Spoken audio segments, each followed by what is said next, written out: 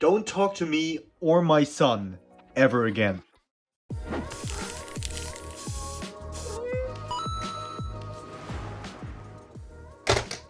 Big boy. Big cable. Of course, it's your favorite keyboard of all fucking time, the IBM Model M. I think if you clicked on this video or found your way here and you've never seen this thing, there's really not much to tell you. I mean, quite frankly, this keyboard is one of the most important and most beloved keyboards of all time. You might say, well, it just looks like any old keyboard. Well, that's true. It's specifically true because this layout that you recognize as keyboard, this originated here. This is the first keyboard that ever looked like this. And it was a big research effort from IBM. And yeah, to this very day, this fat, chunky ass keyboard is loved by millions for one specific reason.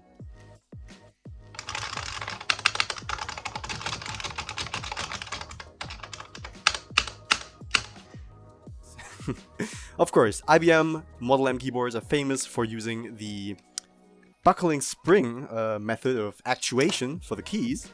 You have a tiny little spring in there that basically, as soon as pressure is applied, will buckle, and when it buckles, it quickly snaps to one side, so it will actually actuate a membrane that's below.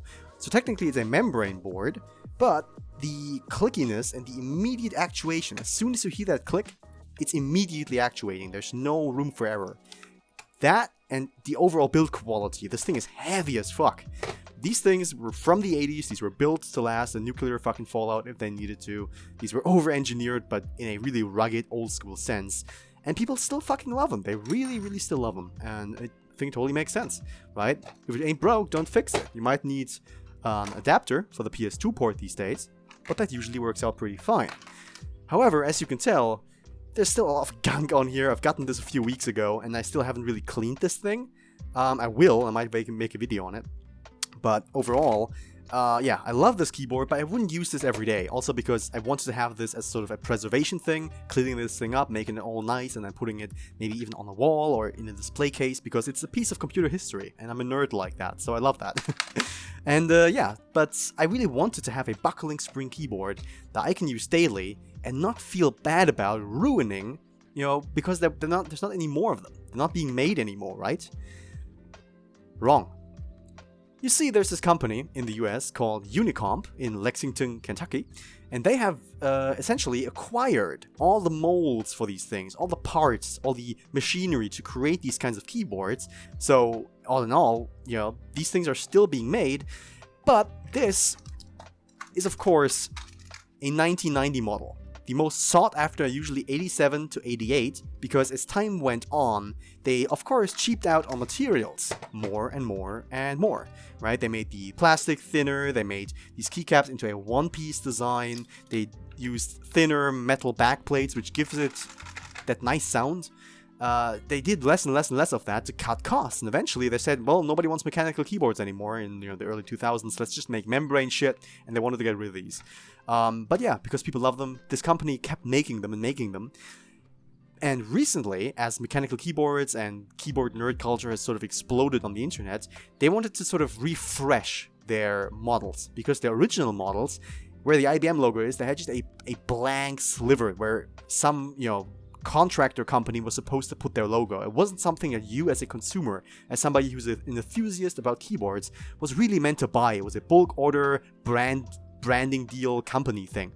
And they've revised their normal Model M keyboard with the new Model M, which essentially has slimmer borders, Windows keys, menu keys, a USB obviously, and a bunch of other things that make it much more modern, usable. They're made for individuals who love keyboards, not made for giant companies to commission keyboards.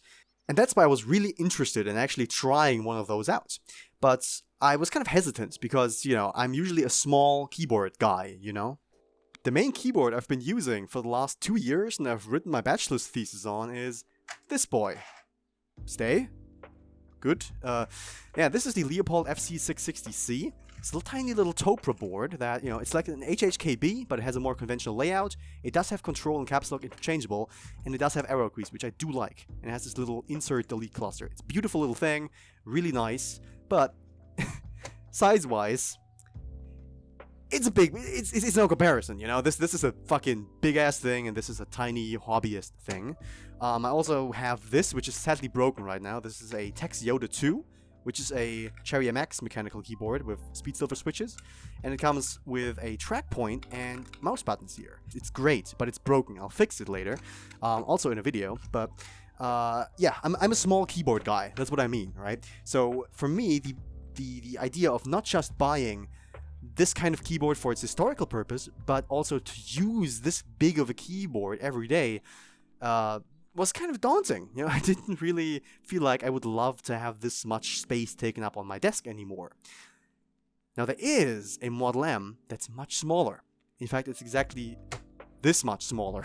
The IBM SSK, or space saving keyboard, which was an option that people didn't really like buying back then. They thought, you know, I want the numpad. Most people still use the numpad back then. These days, it's less and less people use it. And it's really, really rare. It's incredibly expensive. And as these things have gotten more popular in general, these prices have fucking exploded. However, Unicomp, now being on the sort of path of, hey, let's not make keyboards en masse for companies, but let's actually like dedicate ourselves to the hobbyist market and the people who love the Model M keyboard as hobbyists. Let's make an SSK variant. So they did all new tooling for the new Model M and reused that to make the first reproduction Unicomp space-saving keyboard, space-saving Model M, which they dubbed the Mini M. That thing, as soon as I saw it, I knew I had to have it. I've basically been sort of on the Unicomp site for years, scrolling through and kind of debating if I should actually get one, maybe. So I had to pull the trigger, and like, I don't know, not even a month ago, really, I actually did pull the trigger and buy the Mini M. And it actually arrived pretty damn fucking quick. I really didn't expect this to, you know, big boy also, apparently. So, with that being said, I'm really excited, and I hope that the key feel and sound does at least measure up slightly. It's not going to be as great, but I'm still really excited. So let's get the old grandpappy out here, and let's get the new radical kid in town. Let's go. There we go. So let's open her up. So we got, you know, Unicomp, Henry Clay Boulevard, Lexington, Kentucky. Their number there, and their hideous fucking logo. Shoutouts to Kairos Ran 22. And yeah, we got a Mini M with completely gray keys. You can also get it in black and white keycaps, which I think kind of looks. It's weird contrast. Not my thing, right? US keycap printing, which I genuinely prefer even in Germany. I also got a little key for the escape key that says Geek Hack. I thought it was kind of cute. I also got a set of Linux keycaps to replace the Windows keycaps that this comes with. Just because if I don't have to display a Windows logo on my keyboard, I won't. And here we are. Yeah, this is their normal shipping box, I suppose. Where usually the Model M would go until like here, but you know, the thing. So let's lift this up and see if there's anything else. Did they like put these? No, they're all in the smaller box, I suppose. Okay.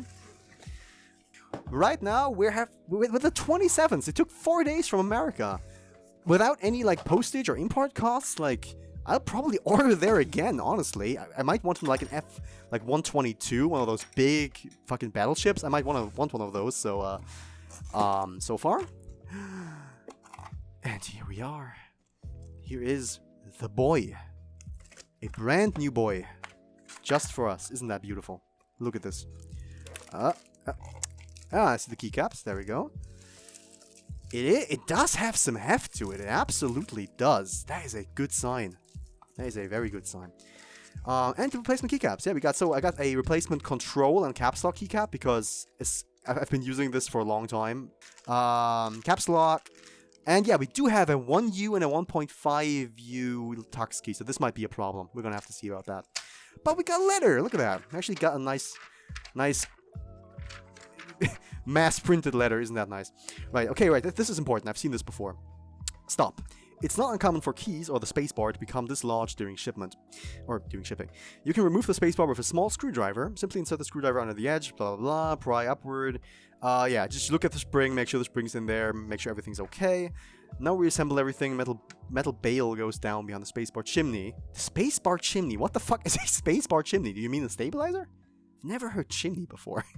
Or maybe that's just what the holes, the springs sit in are called. Never knew that. Interesting. From the CV or NM keys, you're inserting spacebar, double square characters. Try removing the problem key and reinstalling it. Just some tech support. Federal Communication Commission's FCC statement. Oh, right. That is actually important. The mini M they've had, I think, for like a year, but you couldn't order them to Europe or to I guess to outside of the States for like until a few months ago, I think, because the FCC had to like check it because it's a completely new model, which they never really had to do in a long time. So the process took a bit, but interesting. Good to know. Okay, let's get this out of here. And let's get the boy. We've got, as you can see, USB-A cable, removable. I already have a cable I'm going to show you that I want to use with this. But yeah, let's just cut it open. Let's just get this over with. I'm really excited to actually feel this. It's kind of dirty. It's been sitting in the warehouse for a bit, I suppose, but that's okay. It's shrink wrapped, you know. There's nothing in here. Great. Okay.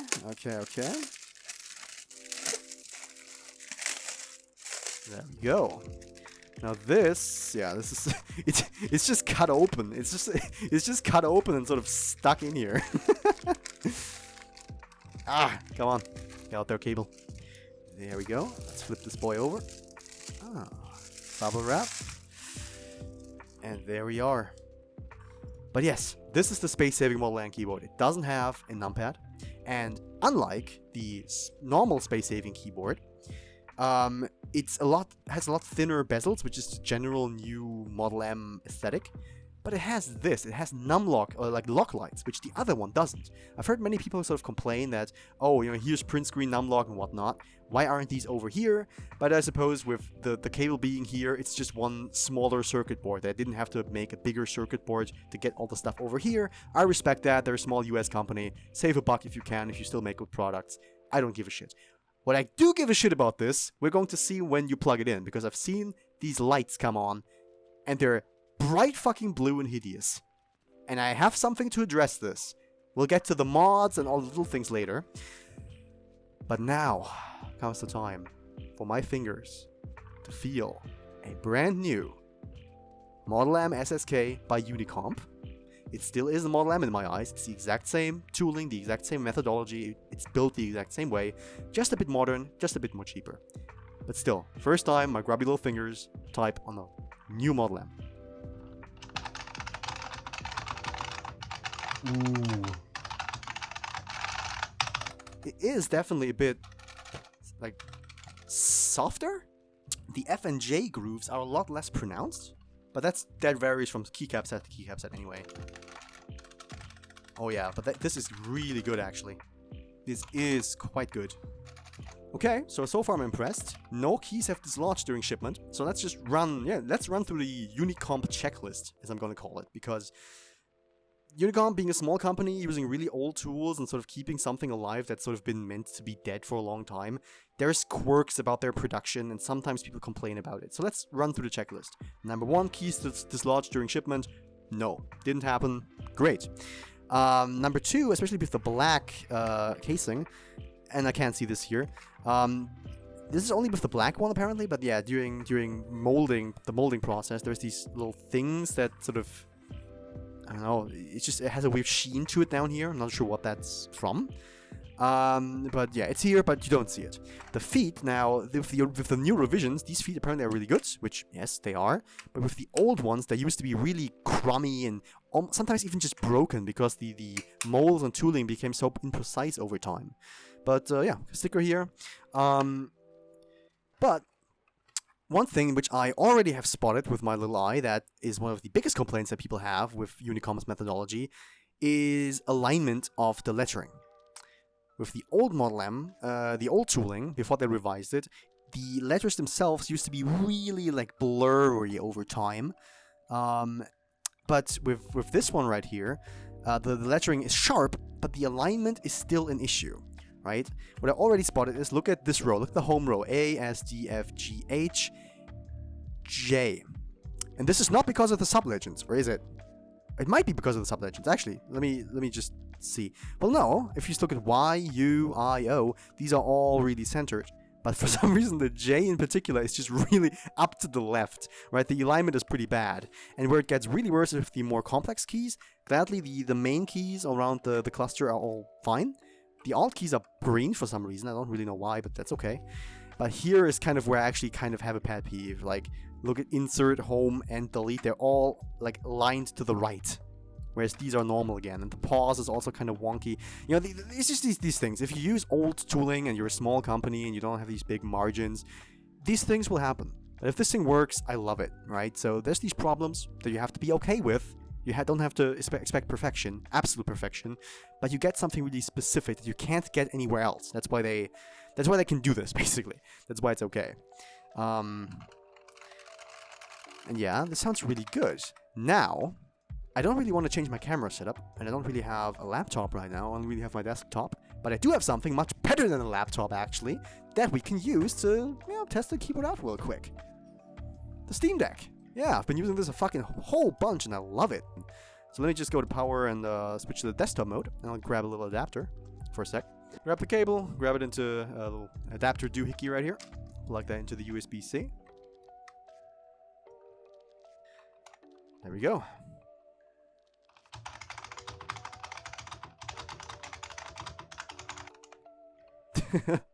This is great.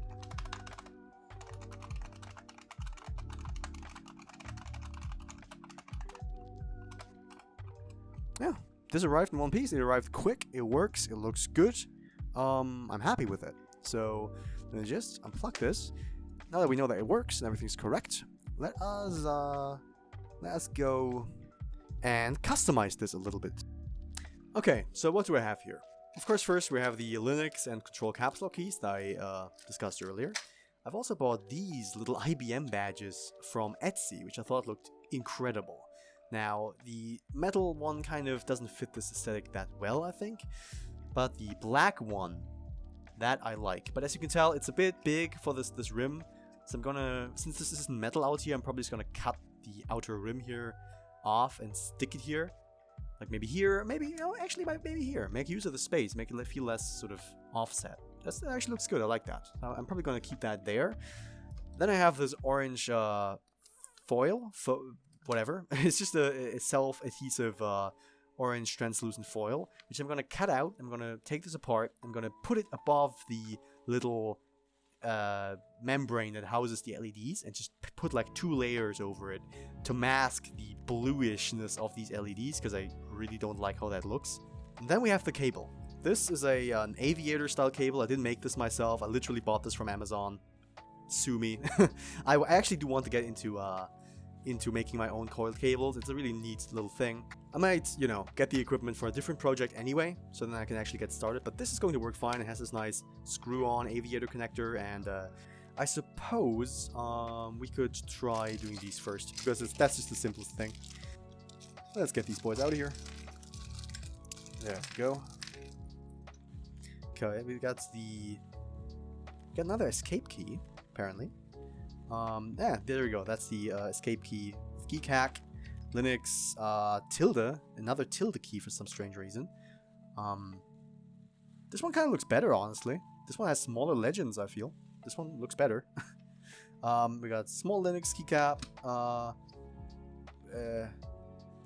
Oh yeah, we have a caps lock for down here, which comes as a 2-parter keycap, which I think most of these actually aren't anymore. So I'm just gonna use a knife. Yeah, these are 1-parter keycaps, but for the most part, these extra ones kind of come with a dual design like the old Model M. Interesting. But yeah, let me just put in the caps lock right here.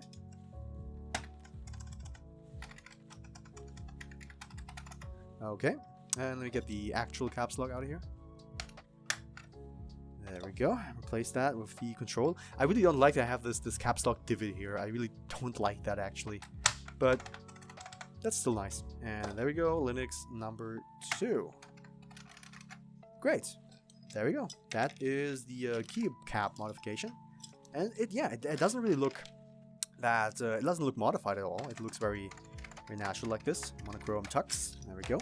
Dye sublimated, obviously. So I suppose the next thing would be taking this thing apart and putting this stuff on, which I actually really want to do. So first of all, I want to see how you get this thing out of here, which I think you can't really get it out there like that, which is good. You know, it's not really easy to get rid of, but you're supposed to, I think, use a screwdriver, push into here, which then unlocks this. Yep. Okay, that was a lot easier to do than I thought it would be for some reason, but there we go. Okay. So this is just held together by 2 screws, really? Is it really just 2? Oh, what the fuck is that bit? Is that Torx? Why would they put Torx in there? Okay. It looks somewhat like this. Let's just get this thing out of here first. Go. Does that fit? Wait. It does! First grab! The first grab! It actually fits. Based. That's great. Okay.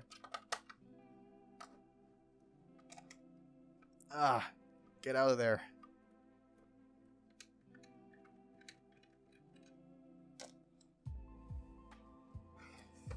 Okay. Do I want to open it like this, or do I want to? No, I think I want to open the top off. Of course, yeah. It's probably the much better. Oh yeah, it just comes off, huh? Oh, does it? Oh yeah, it does. It does. It does. Wait. There we are.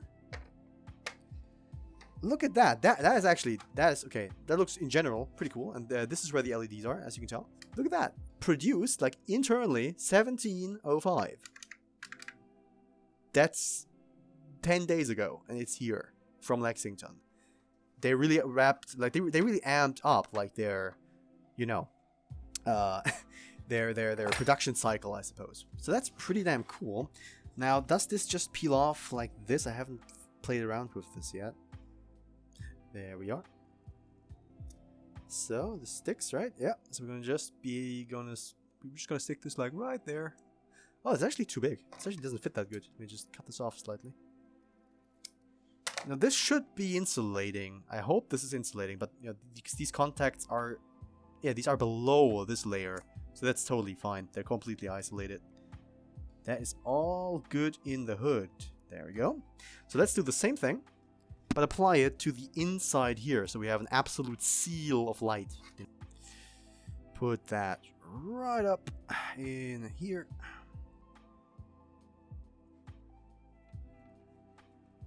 How does this come together? Is this correct? Oh.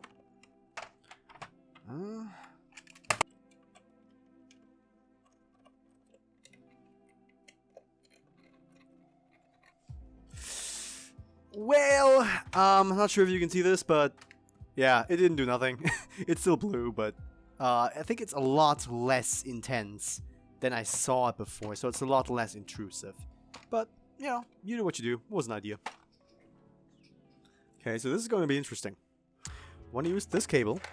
The way we want to use it is we want to use this adapter to plug it in here,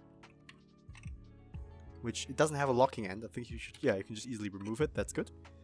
Then we want to plug in the USB-C end here. It does have protective film. I'm just going to only remove it if I know I'm going to use it for this keyboard. And because it's so recessed, once you lay it down on the table, it actually looks really good. Like, the coil is a bit small for this boy, but it works, you know? It actually looks pretty damn good. Looks much better with the adapter than without, probably. Plug it in. Nothing blew up in smoke yet.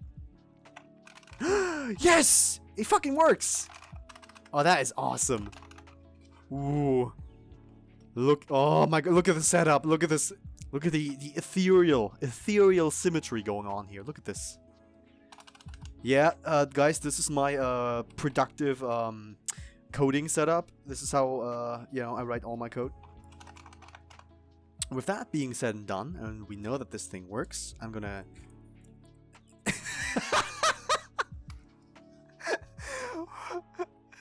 wow, look at that Chinese craftsmanship, man. Okay, note to self, glue that thing maybe. I don't fucking know, but let me remove that. Yeah, we can use this keyboard with a nice little aviator cable, and it works. It's got the keycaps, it's got the things, it's got It's got the thing, and it's making its poppy look pretty fucking old. But yeah, this does still feel better, there's no doubt about it. Yeah, this does feel more substantial. But this still does feel fucking good, man. Really good. So, with that being said, I'm going to go ahead and take that little cute little IBM badge we had. Maybe straightening it out a bit, cutting off these rims, and gluing it right there. And then I'll be back with a demonstration of how it looks on my actual desk. And real sound comparison with a proper microphone between the OG big boy and this cute new lad. So let's just do that.